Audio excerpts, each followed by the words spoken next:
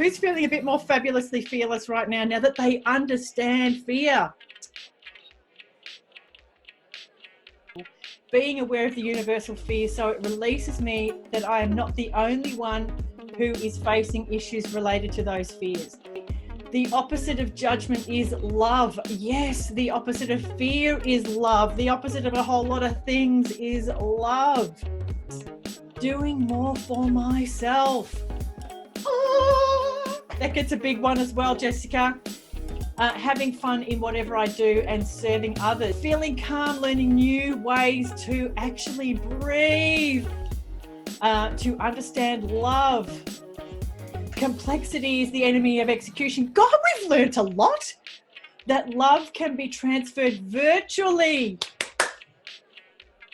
Physical distance can't stop love to be spread. Woo! It is within my power to make my life easier.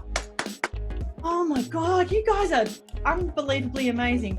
Spread love and receive that love back. Yeah, baby. And when we understand fear, it no longer has a control over us. You're able to achieve whatever you want with the power of love.